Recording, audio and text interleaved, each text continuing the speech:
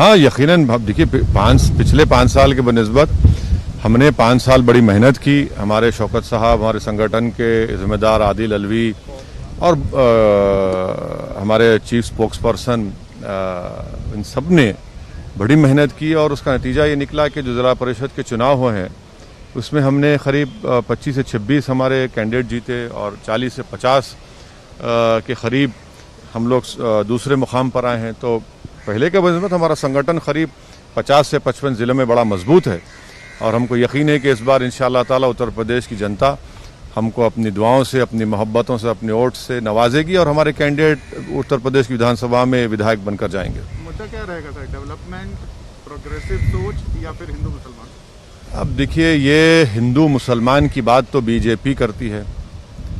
इनके लिए तो ये बता ही नहीं सकते ना डेवलपमेंट, क्योंकि कोरोना के सेकेंड वेव में पूरे देश में और ख़ासतौर से उत्तर प्रदेश में तो बीजेपी कहीं नज़र नहीं आई। और मैं फिर से कह रहा हूं कि सेकेंड वेव में 3 से 4 लाख लोगों की मौत उत्तर प्रदेश में हुई है। तो गवर्नेंस में नाकाम साबित हुए, महिलाओं के को सुरक्षा प्रोवाइड करने में नाकाम साबित हुए। हिंदू मुस्लिम की बुनियाद पर ही तो कानून बनाए जा रहे हैं कि कोई मजहब तब्दील नहीं करेगा, कोई शादी करना है तो पूछना पड़ेगा, कोई खाना खाएगा तो पूछना पड़ेगा। तो ये तो बीजेपी कर रही है। अभी से ही योगी आदित्यनाथ पब्लिक रैली में और मंच पर ये बोलने लग गए हैं कि जो हमने वादे किए थे कि रामलला आएंगे, मंदिर वहीं बनाएंगे, और अब्बा जान और मुसलमानों पर टिक्का टिप्पणी करने लग गए हैं। क्या योगी आदित्यनाथ को ये बताना चाहिए कि उत्तर प्रदेश में मुसलमानों का जो लिटरेसी रेट 58% क्यों है, महिलाओं में सबसे कम मुस्लिम महिलाओं का क्यों है, ग्रेजुएट्स में 2% क्यों है, ड्रॉप आउट रेट में 5th क्लास से 12th क्लास तक 55% क्यों है। उन्होंने क्या किया एजुकेशन के मामले में बताइए। आए दिन दलित शेड्यूल कास्ट पर उन पर जुल्म होते रहता है, महिलाओं का रेप होता है। डेवलपमेंट उन्होंने क्या किया, सेकेंड कोरोना वेव में गंगा के ऊपर पानी पर लाशें तीर रही थी और आप कुछ ज़रा भी इंसानियत आपके सीने में नहीं है कि आप इसको अपनी गलती मानते हैं। आप कह रहे नहीं, वो तो तरीक़ा है लोगों का पानी में बहाने का, नदी के किनारे दफना देने का।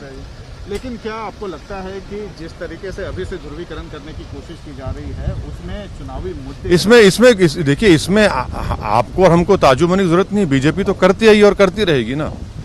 बीजेपी नहीं चाहती कि उनके गवर्नेंस के फेलियर्स की बात हो। बीजेपी नहीं चाहती कि उत्तर प्रदेश के मुसलमानों पर जो उन्होंने तकालीफ उनको दी, उन पर जो जुल्म किया, और फिर दलित परिवार जो पीड़ित परिवार परेशान है उसके ऊपर बात हो, महिलाओं की। और उत्तर प्रदेश में जो अनएम्प्लॉयमेंट पोर्टल है, 33 लाख लोग अनएम्प्लॉयड है। बताइए कितनों को नौकरी दी आपने? आपके गवर्नमेंट पोर्टल पर 33 लाख अनएम्प्लॉयमेंट के नाम रजिस्टर हुए। इस पर कोई बात नहीं करना चाह रही। राजभर कहते हैं ओबीसी चेहरा दो, आप कहते हैं मुसलमान चेहरा दो डिप्यूटी के लिए। क्या आप लोग देखिए, हम MIM की पूरी पॉलिटिकल जो स्ट्रगल रही है और इंशाल्लाह रहेगी, वो हिस्सेदारी की लड़ाई है। हम सिर्फ वोट डालने की मशीन नहीं है, अब हम वोट अपने कैंडिडेट को भी डालेंगे और ना सिर्फ उत्तर प्रदेश बल्कि भारत की सियासत में हम अपना हिस्से को हासिल करना चाहते हैं। हिस्सेदारी की हमारी लड़ाई है। तो आप हिस्सेदारी किसके साथ लेंगे, राजभर के साथ, समाजवादी पार्टी के साथ, बीजेपी के साथ? देखिए, बीजेपी के साथ तो जाने का सवाल ही पैदा नहीं होता। समंदर के दो किनारे एक नहीं हो सकते। अब ये दूसरी पार्टियों पर ये उनको सोचना है वो क्या करेंगे। दिल्ली में सर एक सवाल, दिल्ली में मुसलमान विरोधी नारे लगते हैं, उसकी गूंज यूपी तक जाती है, पकड़े भी जाते हैं और बीजेपी के नेता उसमें शामिल होते हैं, अश्विनी उपाध्याय। क्या आपको लगता है कि यही चुनावी मुद्दा बनने वाला आगामी चुनाव यूपी में? पूछिए बीजेपी से कि पार्लियामेंट से 10 कदम के फासले पर मुसलमानों को कत्ल करने की, उनको मारने की बातें की जाती हैं, उनको रुस्वा करने के नारे लगाए जाते हैं और पुलिस को एक्शन लेना पड़ता है 24 घंटे के बाद।